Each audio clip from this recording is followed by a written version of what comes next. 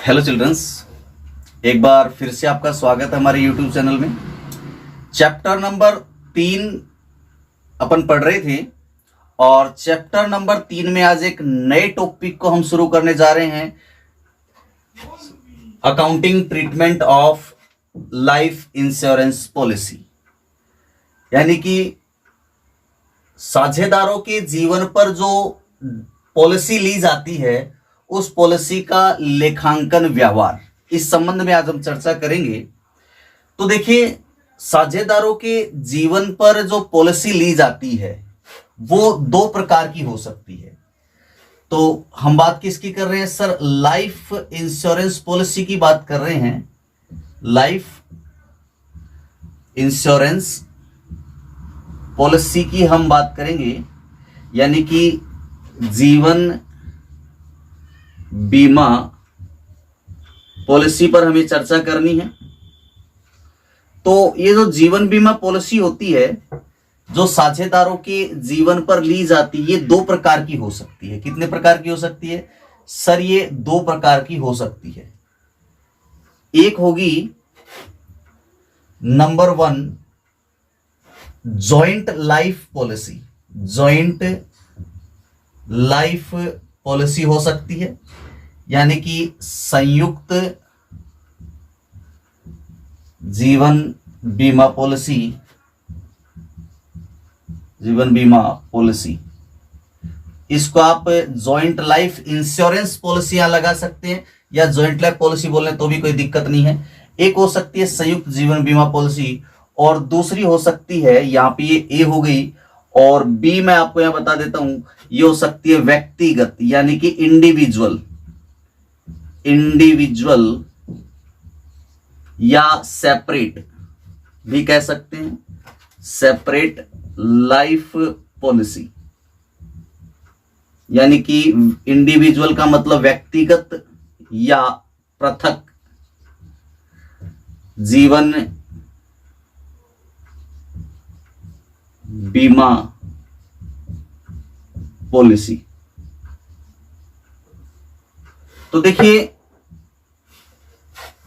संयुक्त जीवन बीमा पॉलिसी का अर्थ होता है कि सभी साझेदारों के जीवन पर एक ही पॉलिसी ली गई है, यानी कि एक पॉलिसी हमने ली, जीवन बीमा पॉलिसी ली और वो सभी साझेदारों के संयुक्त नाम से पॉलिसी ले ली गई, उसे बोलते हैं अपन संयुक्त जीवन बीमा पॉलिसी। और जब सभी साझेदारों के नाम से अलग अलग पॉलिसियां ले ली जाती हैं तो प्रत्येक पॉलिसी इंडिविजुअल या सेपरेट पॉलिसी, यानी कि व्यक्तिगत पॉलिसी होती है।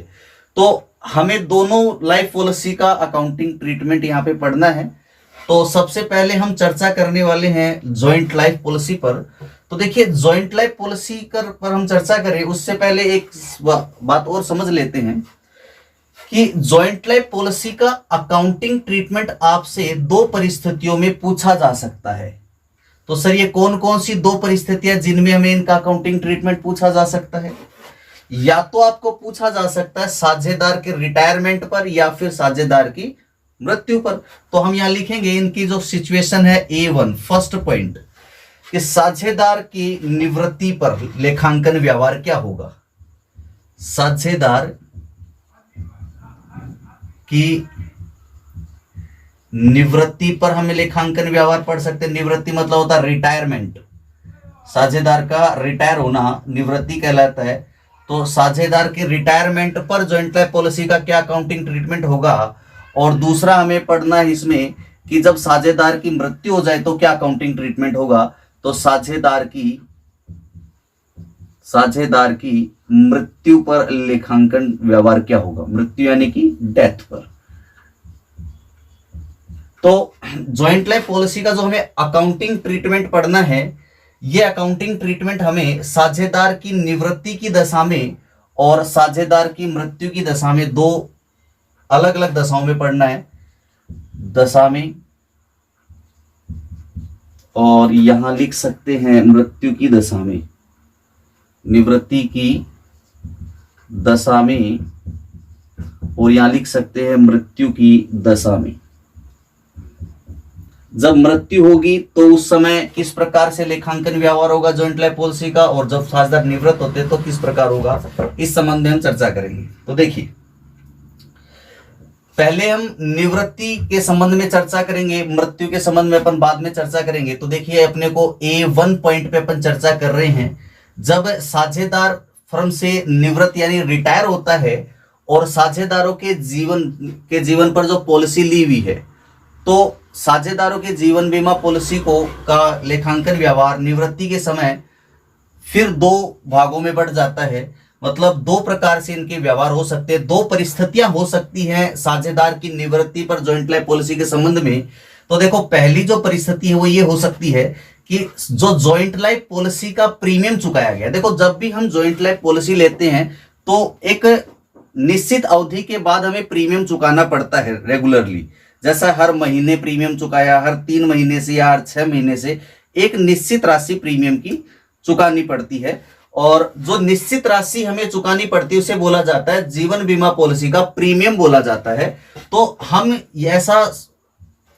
यह देखना है कि निवृत्ति की दशा में जब अपन जॉइंट लाइफ पॉलिसी का अकाउंटिंग ट्रीटमेंट करेंगे तो पहले ये समझना, ये अपने जानना जरूरी होगा कि जो जॉइंट लाइफ पॉलिसी का प्रीमियम चुकाया था उस प्रीमियम को क्या माना था हमने। हो सकता है कि जब जॉइंट लाइफ पॉलिसी का प्रीमियम चुकाया था तो उस प्रीमियम को व्यापारिक व्यय मान लिया गया था या फिर उसको संपत्ति मान लिया गया था। तो व्यापारिक व्यय और संपत्ति दोनों में से कोई भी एक चीज मानी जा सकती है। तो मैं लिख रहा हूं, जब जॉइंट लाइफ पॉलिसी, जेएलपी का अर्थ क्या है, जॉइंट लाइफ पॉलिसी, जब जेएलपी के प्रीमियम यानी कि इस पर जो आपने मासिक भुगतान किया या त्रैमासिक या छमाही जो निश्चित अवधि के बाद निश्चित भुगतान किया प्रीमियम का, वो प्रीमियम की राशि को आपने क्या माना, जब जॉइंट लाइफ पॉलिसी के प्रीमियम को व्यापारिक व्यय माना जाए, व्यापारिक व्यय माना हो। और दूसरी परिस्थिति हो सकती है जब, यहां पे सिचुएशन नंबर 2 में बता रहा हूं, यहां पे जब जॉइंट लाइफ पॉलिसी के प्रीमियम को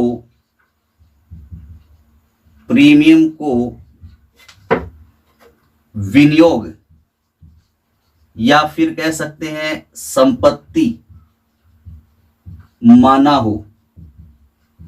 तो ये दोनों परिस्थितियों में हमें प्रविष्टियां करनी है, दोनों परिस्थितियों में अलग अलग प्रविष्टियां होगी। देखिए, अब समझिए बात को, जब भी आप कोई लाइफ पॉलिसी लेते हैं तो जब हम लाइफ पॉलिसी लेंगे तो सबसे पहला काम हमें यह करना पड़ेगा कि हमें हर एक निश्चित अवधि के बाद जीवन बीमा प्रीमियम का भुगतान करना पड़ेगा।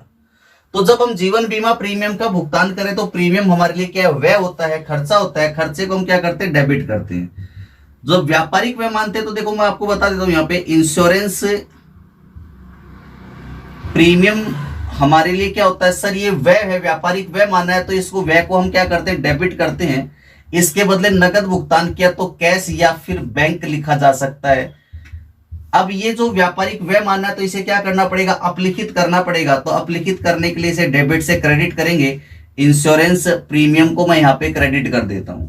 और अपलिखित किससे किया जाता है, व्यापारिक व्यय को लाभानी खाते से अपलिखित किया जाता है। तो लाभानी खाते को मैंने यहाँ पे डेबिट कर दिया।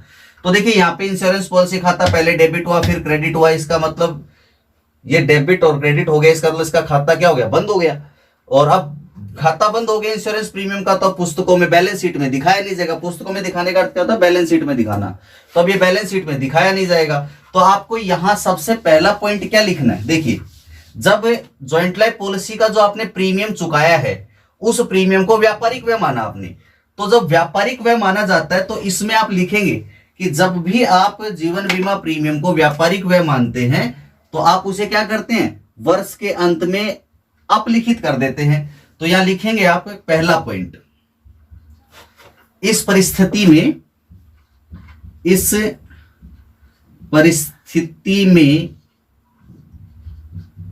जॉइंट लाइफ पॉलिसी प्रीमियम को, जॉइंट लाइफ पॉलिसी के प्रीमियम को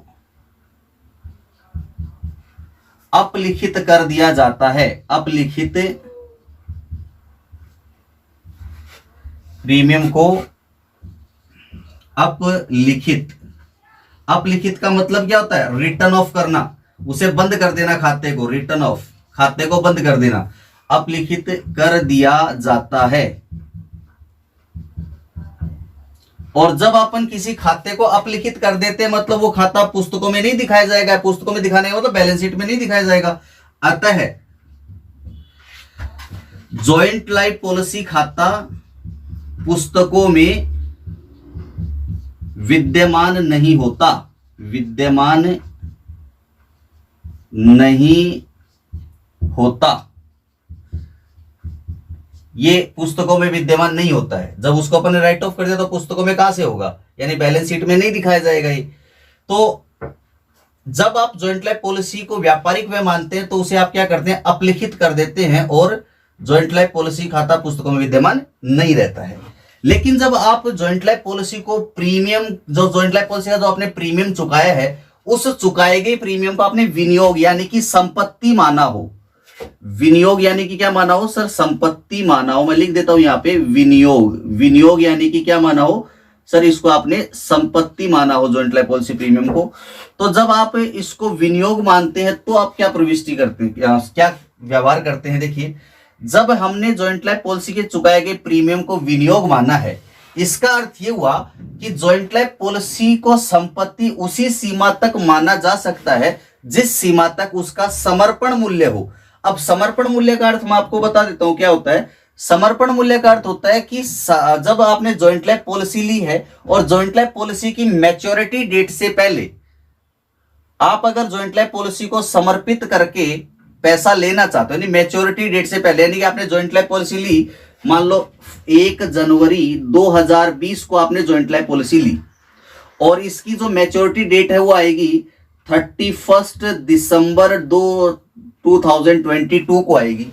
अब आपने यहां पे इसके बीच में 1 जुलाई 2021 को इसके पैसे लेना चाहते हो आप, मतलब आप इसको बीच में तुड़वा देना चाहते हो। तो इसकी जो आप इसको सरेंडर कर रहे हो जॉइंट लाइफ पॉलिसी को, आप 1 जुलाई 2021 को ही सरेंडर करके इसका पैसा लेना चाहते हो, जबकि मैच्योरिटी डेट क्या है?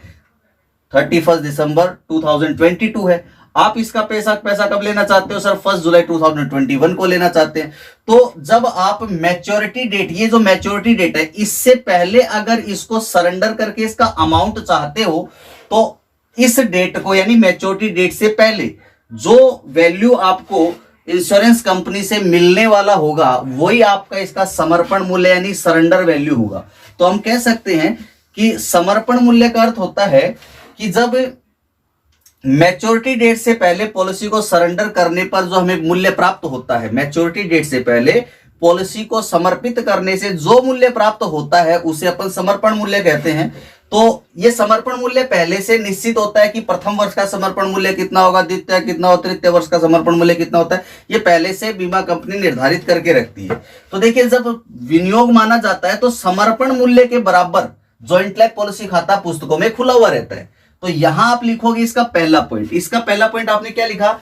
इस परिस्थिति में जब जॉइंट लाइफ पॉलिसी को व्यापारिक में माना जाता है तो जॉइंट लाइफ पॉलिसी प्रीमियम को आप अपलिखित कर देते हो, तो जॉइंट लाइफ पॉलिसी खाता पुस्तकों में विद्यमान नहीं होता है। और लेकिन जब आप विनियोग मानते हो तो इस परिस्थिति में जॉइंट लाइफ पॉलिसी खाता, जॉइंट लाइफ पॉलिसी का खाता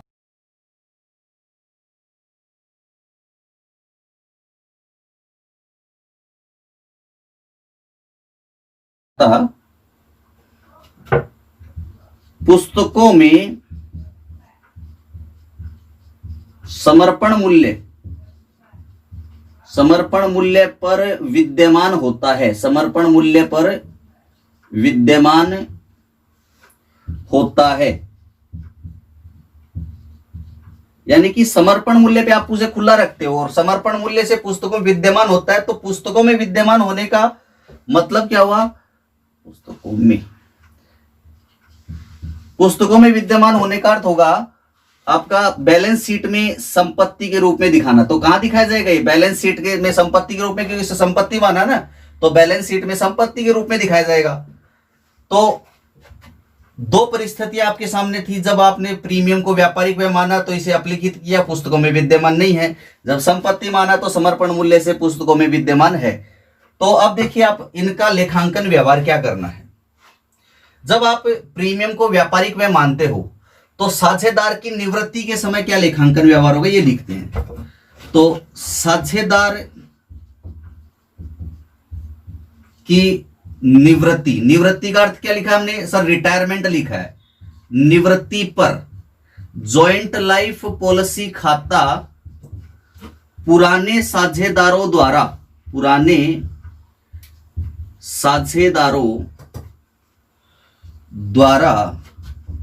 पुराने अनुपात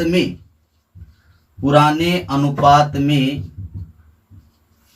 खोला जाता है।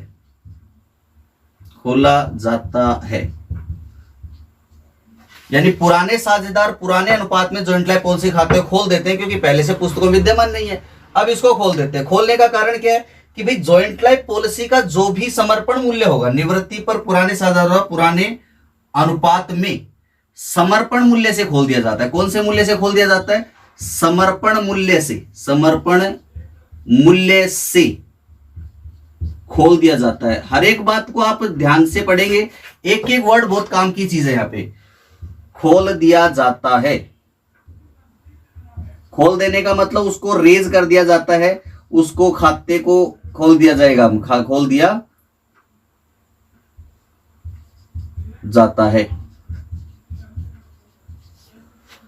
तो खोलने का कारण क्या है वो समझिए। देखिए जब भी आपने जॉइंट लाइफ पॉलिसी ली और पॉलिसी का प्रीमियम कहां से चुकाया गया सर, पॉलिसी का प्रीमियम फर्म के अकाउंट से चुकाया गया। तो फर्म के अकाउंट से जब आपने चुकाया, इसका मतलब फर्म में सभी साझेदारों का हिस्सा है। तो वो प्रीमियम जो चुकाया गया है वो खर्चा सभी साझेदारों का खर्चा है। और जब सभी साझेदारों ने सामूहिक रूप से कोई व्यय किया है, कोई खर्चा किया है, तो उस खर्चे का लाभ भी उन्हें सामूहिक रूप से मिलना चाहिए। अब एक साझेदार यहां से फर्म छोड़कर जा रहा है, तो फर्म छोड़कर जाते समय वो जॉइंट लाइफ पॉलिसी का जितना प्रीमियम चुकाता है उसमें अपना बेनिफिट चाहता है, अपना लाभ चाहता है। इसलिए हम क्या करते हैं, जॉइंट लाइफ पॉलिसी खाते को खोलते हैं और खोल के जो निवृत्त साझेदार है उसका हिस्सा उसके कैपिटल अकाउंट में क्रेडिट कर देते हैं। तो देखिए किस प्रकार क्रेडिट करना। जब जॉइंट लाइफ पॉलिसी खाता खुलेगा तो जॉइंट लाइफ पॉलिसी हमारे लिए क्या होती है सर, संपत्ति होती है। तो इसको खाता खोल लेंगे तो एंट्री क्या बनाएंगे, वो मैं एंट्री बता देता हूं आपको। इसकी प्रविष्टि होगी joint life policy account debit, joint life policy account debit हो जाएगा। किस राशि से? ये हो जाएगा समर्पण मूल्य से खोलना है तो ध्यान रखेंगे समर्पण मूल्य से ये डेबिट हो जाएगा। Joint life policy account debit करेंगे। और टू कौन खोलेगा सर, सभी साझेदार, पुराने साझेदारों में सभी साझेदार हैं, सभी लिखेंगे यहाँ पे, सभी साझेदार पुराने अनुपात में। तो यहां लिखेंगे to all partners capital account, to all partners capital account. सारे पार्टनर इसे कौन से अनुपात में खोलेंगे सर, पुराने अनुपात में खोल लेंगे। कौन से अनुपात में खोलना है सर, पुराने अनुपात में से हमें खोलना है। तो आपको ये बात यहां पे थोड़ा ध्यान रखना है कि पुराने अनुपात में सभी साझेदार जॉइंट लाइफ पॉलिसी खाते को खोलेंगे। और जॉइंट लाइफ पॉलिसी खाते को खोलने की प्रविष्टि ये होगी joint life policy account debit to all partner capital.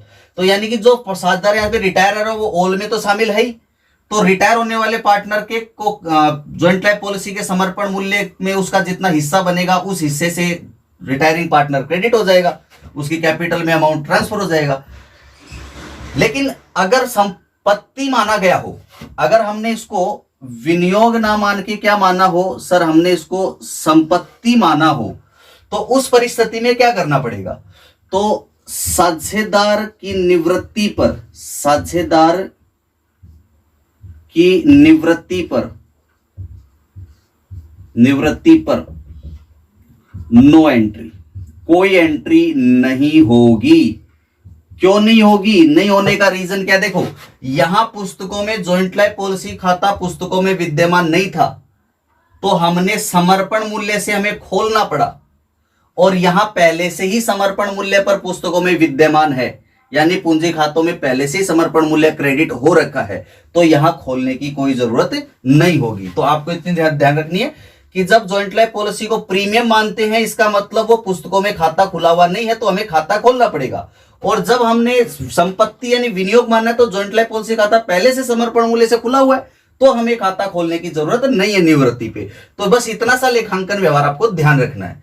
अब देखिए एक बात, मैं इन दोनों पॉइंट के रिलेशन में, ये मान लिया आपने ये पॉइंट था ए और ये पॉइंट मान लीजिए आप बी, तो आपने कहा कि ए और बी दोनों पॉइंट के रिलेशन में जब व्यापारिक व्यय माना जाए और संपत्ति माना जाए, इन दोनों पॉइंट का एक कॉमन नोट मैं आपको बता देता हूं। इन दोनों पॉइंट का, दोनों ही पॉइंट में अगर साझेदार ये चाहते हैं कि जो व्यापारिक जो जॉइंट लाइफ पॉलिसी खाता अब पुस्तकों में खुल चुका है, यहां पे खोल चुके हैं अपन, जॉइंट लाइफ पॉलिसी को डेबिट कर चुके हैं, यहां पे पहले से विद्यमान है, तो जॉइंट लाइफ पॉलिसी खाते को भविष्य में वो पुस्तकों में नहीं दिखाना चाहते, तो क्या करेंगे, इस जॉइंट लाइफ पॉलिसी खाते को बंद करना पड़ेगा। क्योंकि देखो यहां पहले नहीं दिखाया होता, अब हमने जॉइंट लाइफ पॉलिसी खाते को खोल दिया, तो अब पुस्तकों में आ गए, यहां पहले से ही पुस्तकों में विद्यमान था। लेकिन साझेदार ये चाहते हैं कि ये जॉइंट लाइफ पॉलिसी खाते को पुस्तकों में दिखाना ही नहीं है भविष्य में, तो हमें इस खाते को बंद करना पड़ेगा। तो यहां मैं नोट लगा रहा हूं इन दोनों के लिए, यहां पे नोट लगाया मैंने,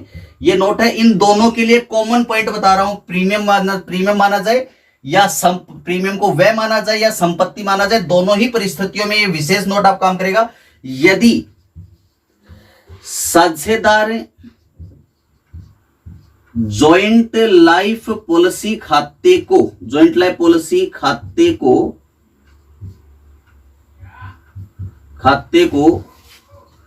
पुस्तकों में नहीं रखना चाहते हो, पुस्तकों में नहीं रखना चाहते, यानी कि नहीं दिखाना चाहते भी लिख सकते हैं, नहीं रखना चाहते या नहीं दिखाना चाहते हैं, नहीं चाहते हो, यानी कि साझेदारों ने निर्णय लिया है कि ये जो जॉइंट लाइफ पॉलिसी खाता खुल चुका है, इसे पुस्तकों में अब नहीं दिखाना है हमें।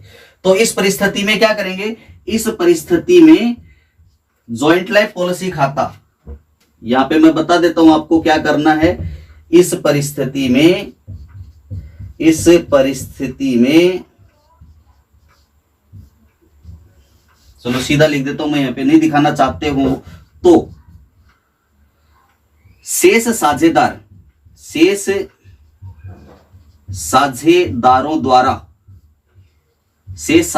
द्वारा ये जो जॉइंट लाइफ पॉलिसी खाता खुला हुआ है, इसे बंद कर दिया जाएगा। शेष साझेदारों द्वारा जॉइंट लाइफ पॉलिसी खाते को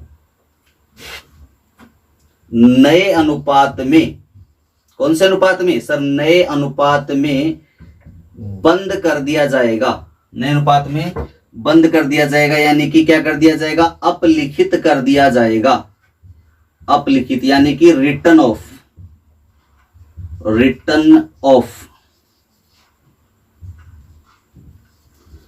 कर दिया जाएगा। अब बताइए जरा कि इस जॉइंट लाइफ पॉलिसी खाते को रिटर्न ऑफ करने की एंट्री क्या होगी। देखो मैं यहाँ एंट्री लिख दे रहा हूं आपके सामने, यहाँ पे लिख दे रहा हूं, जॉइंट लाइफ पॉलिसी खाता क्या था, पहले डेबिट था, यहाँ पे हमने जब खोला तब डेबिट किया। यहाँ पे जॉइंट लाइफ पॉलिसी खाता पहले से पुस्तकों में विद्यमान है, किस रूप में, संपत्ति के रूप में। इसका मतलब संपत्ति क्या होती है, डेबिट होते, तो यहाँ भी जॉइंट लाइफ पॉलिसी खाता डेबिट है, संपत्ति के रूप में मतलब डेबिट है, यहाँ हमने वैसे ही डेबिट किया है। तो जब भी किसी खाते को हम अपलिखित करते हैं तो वो खाता अपने से विपरीत पक्ष में चला जाता है, तो जॉइंट लाइफ पॉलिसी खाता डेबिट से कहां जाएगा सर, क्रेडिट में आ जाएगा। तो यह लिखा to joint life policy account, इसको हमने क्रेडिट किया। और डेबिट किसे करना है सर, हमें डेबिट करना है शेष साझेदार जॉइंट लाइफ पॉलिसी खाते को बंद करेंगे, तो रिमेनिंग पार्टनर्स कैपिटल को डेबिट करना है। रिमेनिंग पार्टनर्स कैपिटल अकाउंट को हमें क्या करना है सर, इसे डेबिट करना है। और ये डेबिट कौन से अनुपात में होगा, ये होगा नए अनुपात में। कौन से अनुपात में होगा बेटा, ये होगा सर नए अनुपात में होगा। तो आप एंट्री करोगे remaining partner capital to joint life policy account, ये अपलिखित करने की प्रविष्टि करेंगे। तो देखिए यहाँ पे रिमेनिंग पार्टनर कैपिटल को हमने डेबिट क्यों किया, क्योंकि देखिए जब कोई साझेदार किसी संपत्ति खाते को अपलिखित कर रहा है तो संपत्ति के मूल्य में, संपत्ति के वैल्यू क्या होती कम हो जाती है। और जब संपत्ति की वैल्यू कम होती है तो उसका सीधा प्रभाव किस पे पड़ता है सर, पूंजी पे पड़ता है। तो एक तरफ से संपत्ति बैलेंस शीट में से कम होगी तो लायबिलिटी साइड में से कैपिटल कम हो जाएगी। और आपको पता है जब कैपिटल कम होती है तो कैपिटल खाता क्या हो जाता है सर, डेबिट हो जाता है। तो यहाँ पे आप अपलिखित करने की एंट्री करेंगे। और ये अपलिखित करने की एंट्री दोनों ही परिस्थितियों में हो सकती है, जब व्यापारिक व्यय माना जाए और संपत्ति माना जाए। तो दोनों में अगर ये कहता है कि इसको हमने भविष्य में जॉइंट लाइफ पॉलिसी खाता नहीं दिखाना, तो चाहे आपने प्रीमियम माना हो चाहे संपत्ति माना हो, अपलिखित करने की एक ही प्रविष्टि होगी। इसलिए मैंने आपको बताया कि ये जो नोट मैंने लिखवाया है ये नोट इन दोनों टॉपिक से रिलेटेड कॉमन नोट है। इन दोनों टॉपिक का एक कॉमन नोट मैंने लिखवाया आपको।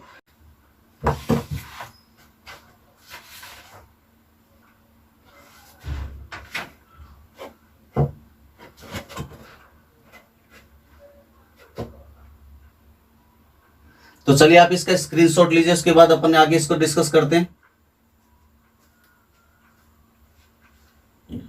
तो आपने इस स्क्रीनशॉट ले लिया होगा।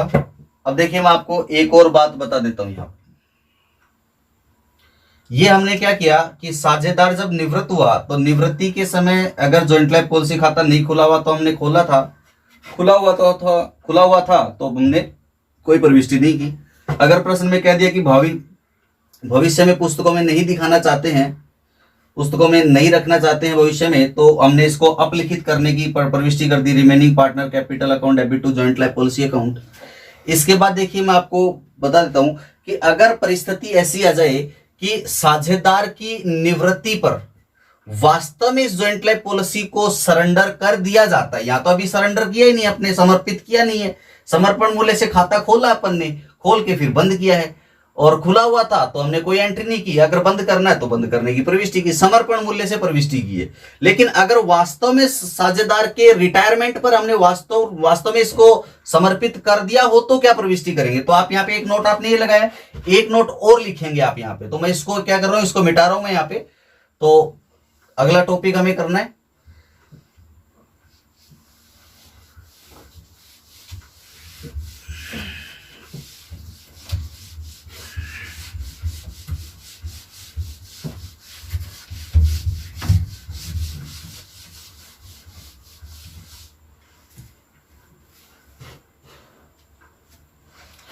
नोट नंबर 2 लगाइए। इसके नीचे आप जो लिखे हुए थे नोट नंबर 1 आपने लगाया था, अभी नोट नंबर 2 लगाइए। यदि साझेदार की निवृत्ति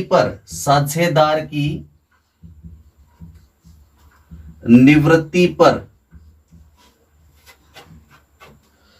जॉइंट लाइफ पॉलिसी, जेएलपी का मतलब होता है जॉइंट लाइफ पॉलिसी, को समर्पित कर दिया जाता है, को वास्तव में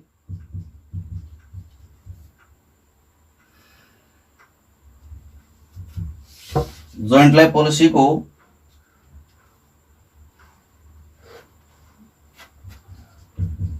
वास्तव में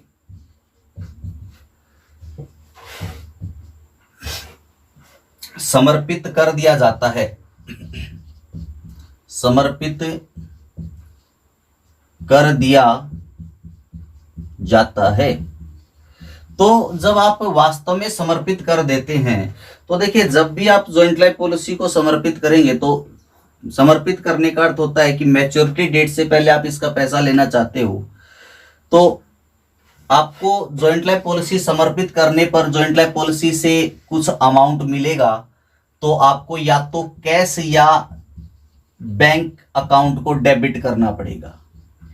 क्योंकि अगर कैश मिलता है तो कैश अकाउंट डेबिट करते हैं, और चेक मिलता है तो चेक हम बैंक में डिपॉजिट करते हो, बैंक पाने वाला है इसलिए बैंक को हम डेबिट करते हैं। सामान्यतया क्या होता है, नॉर्मली प्रैक्टिकली अगर मैं बात करूं तो प्रैक्टिकली ये सारे काम बैंक से होता है, ना कि कैश में होता है। तो प्रैक्टिकली तो बैंक से होता है तो बैंक अकाउंट डीआर करना पड़ेगा। तो लेकिन इस आपके बुक में कैश दिया हुआ है तो आप कैश भी कर सकते हैं, कोई दिक्कत नहीं है। लेकिन प्रैक्टिकली मैं बता रहा हूं ये सारे जो जॉइंट लाइफ पॉलिसी का काम है ये सारा बैंक से होगा। तो बैंक अकाउंट आपने जब भी निवृत्ति पर समर्पित कर देंगे तो आपको जो धन राशि प्राप्त होगी, जो मूल्य इसका समर्पण मूल्य प्राप्त होगा, उसके बदले आपको मिलेगा चेक। वो चेक आप बैंक में डिपॉजिट करोगे तो बैंक पाने वाला है, बैंक को डेबिट किया। अगर कैश मिलता है तो कैश, व्यापार में आने वाली वस्तु, इसको डेबिट करेंगे। और ये जो आपको मिला है धन, इसने आप बैंक को डेबिट किया है। अब ये इसको मिलने का कारण क्या था? इसको मिलने का कारण था जॉइंट लाइफ पॉलिसी, इसके मिलने का कारण था। तो जॉइंट लाइफ पॉलिसी जो थी ये आपके लिए क्या है सर? ये हमारे लिए रेवेन्यू हो गई। रेवेन्यू का मतलब क्या हो गया सर? ये हमारी प्राप्ति हो गई। और प्राप्तियों को और आयों को हम क्या करते हैं? हमेशा क्रेडिट करते हैं। अवास्तविक खाते का नियम आपने पढ़ा है, नॉमिनल अकाउंट का रूल। नॉमिनल अकाउंट क्या कहता है? सभी जो रेवेन्यू, जो इनकम, यानी जो सभी प्राप्तियां होती है, जो आय होती है, उनको क्रेडिट करते हैं। तो जॉइंट लाइफ पॉलिसी आपकी प्राप्ति, इसलिए आपने इसको क्रेडिट किया। तो यहां पे जितना भी धन प्राप्त होगा, ये एंट्री किससे होगी? एक्चुअल में जो राशि प्राप्त हुई है, प्राप्त राशि से, प्राप्त राशि से ये प्रविष्टि होगी। जितनी भी राशि प्राप्त होती है वो उस राशि से आप एंट्री कर देंगे। अब आपको इसके बाद क्या करना है? देखिए, जॉइंट लाइफ पॉलिसी आपकी प्राप्ति है, तो इस प्राप्ति पर एक का नहीं सभी साझेदारों का हक है, तो इसे सभी साझेदारों में विभाजित कर दिया जाएगा। लेकिन विभाजित करने से पहले आपको ये देखना पड़ेगा कि जॉइंट लाइफ पॉलिसी खाता पहले से पुस्तकों में खुला हुआ था या नहीं खुला हुआ था। अगर जॉइंट लाइफ पॉलिसी खाता पहले से पुस्तकों में खुला हुआ नहीं था, इसका मतलब ये जॉइंट लाइफ पॉलिसी खाते का पूरा शेष रह जाएगा, और इस शेष को आप पूरी अमाउंट जो प्राप्त हुई है वो सभी साझेदारों में विभाजित कर दोगे। अगर जॉइंट लाइफ पॉलिसी खाता पहले से पुस्तकों में खुला हुआ है, तो जितना खुला हुआ उतना तो पहले से ही कैपिटल में क्रेडिट है। अब शेष जो अंतर की राशि है वो आपको क्रेडिट करनी है। तो आपको ध्यान रखना है कि शेष जो भी हो, वो शेष को ही ट्रांसफर करना है पार्टनर कैपिटल में, पूरी अमाउंट को नहीं करना है। तो शेष जब आप ज्ञात करोगे, जब खुला हुआ नहीं था तो शेष ये पूरी राशि रह जाएगी, अगर खुला हुआ था तो अंतर की राशि शेष रह जाएगी। तो मैं इसलिए यहां पे क्या लिख रहा हूं कि जॉइंट लाइफ पॉलिसी खाते का शेष, खाते का शेष क्या कर देते हैं? सभी साझेदारों के पूंजी खाते में, साझेदारों के पूंजी खातों में हस्तांतरित करने पर। तो पहला काम तो ये होगा कि आप समर्पित करोगे तो आपको राशि प्राप्त होगी समर्पित करने पर, और जो राशि प्राप्त होगी उसे साझेदारों में क्या करना है सर? विभाजित कर देना है। तो ये क्रेडिट से क्या हो जाएगा? अब डेबिट हो जाएगा sir. Joint life policy account debit हो जाएगा। जॉइंट लाइफ पॉलिसी अकाउंट क्या हो जाएगा सर? डेबिट हो जाएगा। और क्रेडिट किसको करेंगे? साझेदारों के पूंजी खाते में स्थानांतरित करना है ना। तो देखिए, फर्म के लिए क्या थी? प्राप्ति, या फिर कह सकते हैं फर्म के लिए आय थी, और आय को पूंजी खाते में स्थानांतरित करेंगे तो पूंजी क्या होगी सर? बढ़ेगी। और आपको पता है जब पूंजी बढ़ती है तो पूंजी खाता क्रेडिट होता है। पूंजी का नियम क्या है? देखो, आपने 11वीं क्लास में पढ़ा हुआ है कि पूंजी जो होती है, पूंजी यानी कि क्या होती है? कैपिटल। कैपिटल का बैलेंस कौन सा होता है सर? बैलेंस होता है क्रेडिट। और अगर ये बढ़ जाती है, बढ़ गई तो फिर से क्रेडिट होगी, और अगर ये घट जाती है तो ये क्या हो जाती है? डेबिट हो जाती है। तो देखो, ये क्या थी? प्राप्ति, फर्म की प्राप्ति या कि आय थी। और इस प्राप्ति को यानी कि आय को अगर आप पूंजी में स्थानांतरित करोगे तो पूंजी यानी कि कैपिटल में स्थानांतरित करने पर कैपिटल क्या होगी सर? बढ़ेगी। और कैपिटल बढ़ती है तो कैपिटल अकाउंट क्रेडिट होता है, इसलिए आप पार्टनर कैपिटल को क्रेडिट करोगे। ऑल पार्टनर्स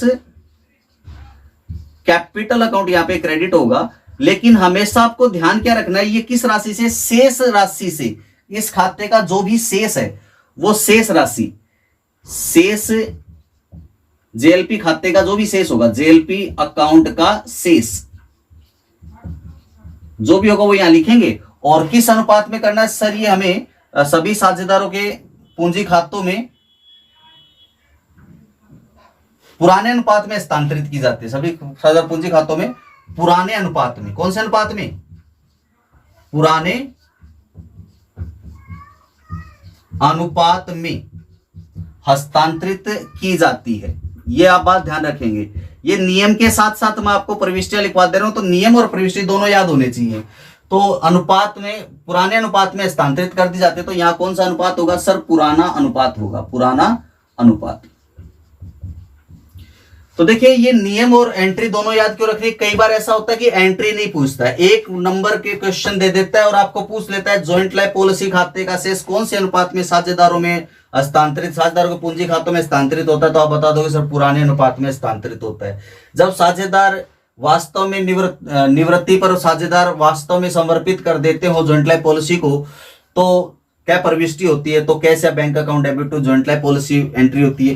तो इस तरह से आपको कोई भी क्वेश्चन पूछा जा सकता है, तो इसके नियम और प्रविष्टि दोनों आप साथ के साथ याद रखेंगे। तो ये जॉइंट लाइफ पॉलिसी का लेखांकन व्यवहार था जब कोई साझेदार फर्म से रिटायर होता है, उस समय रिटायरमेंट के टाइम पर। और अब जितना हमने पढ़ाया है इसके बाहर से कोई भी इसमें कोई क्वेश्चन बनने वाला नहीं है। अब आप इसका स्क्रीनशॉट लीजिए। आज के लिए बस इतना ही। नेक्स्ट वीडियो में इससे रिलेटेड न्यूमेरिकल क्वेश्चंस सॉल्व करेंगे। Thank you very much.